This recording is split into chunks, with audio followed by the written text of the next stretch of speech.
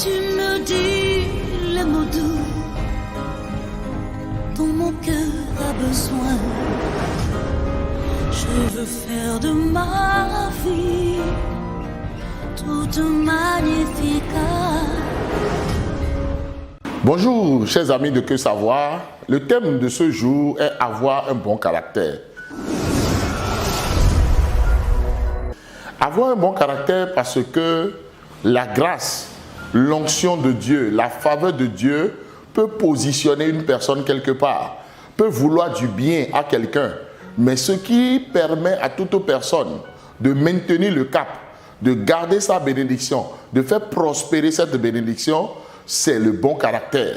Si nous n'avons pas un bon caractère, alors quoi qu'en soit le bien qu'on nous veut, nous ne pourrons jamais être dans le bien.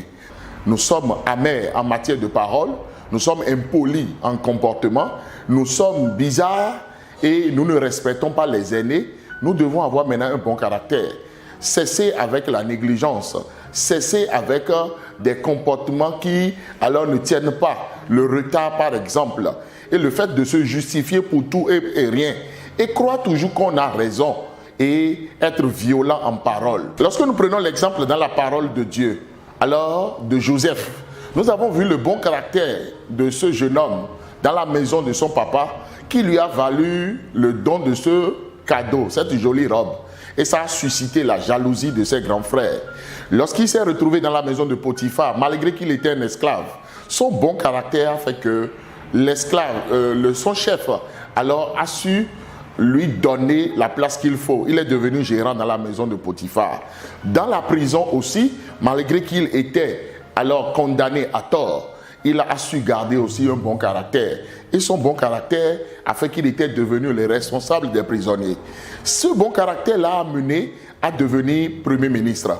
Et nous n'avons pas appris pendant tout son mandat qu'il s'est mal comporté vis-à-vis de Pharaon, ou vis-à-vis des Égyptiens, ou vis-à-vis des clients qui venaient s'approvisionner auprès de lui.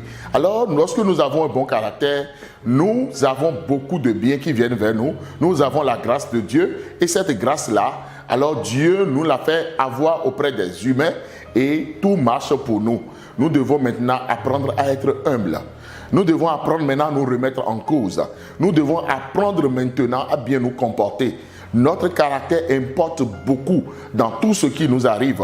Nous ne devons pas être colériques, nous ne devons pas être agités, nous ne devons pas être dans la précipitation, nous ne devons pas être impolis, irrespectueux. Non, nous ne sommes pas appelés pour ces choses. Regardons aussi l'exemple de Élisée.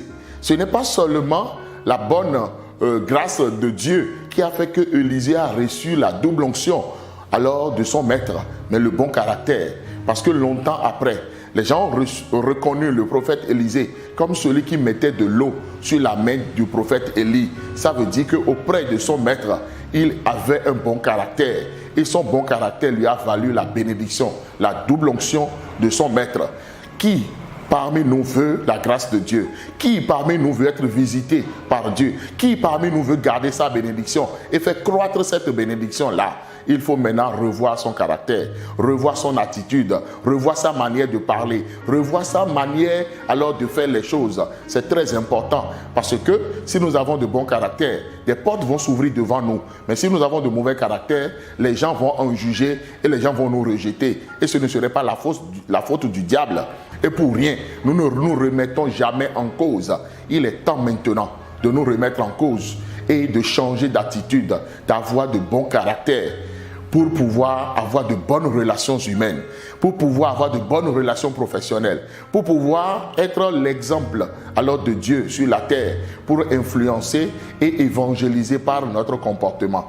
Si quelqu'un parmi ceux qui m'écoutent ont un problème de caractère, je prie maintenant que la grâce de Dieu atteigne cette personne, que le Seigneur alors agisse dans cette vie afin que le caractère soit touché, afin que le caractère revienne, afin que le bon caractère alors que Dieu veut de la part de ses enfants soit le partage de ses enfants. Je prie maintenant, si des gens ont été choqués par le caractère d'un conjoint ou d'une conjointe, ou bien des enfants, ou bien d'un collègue, alors que le Seigneur pense la plaie de quelqu'un. C'était le pasteur Chido Prudence Aimé. Abonnez-vous à cette chaîne, likez la vidéo, partagez la vidéo et que le Seigneur vous bénisse.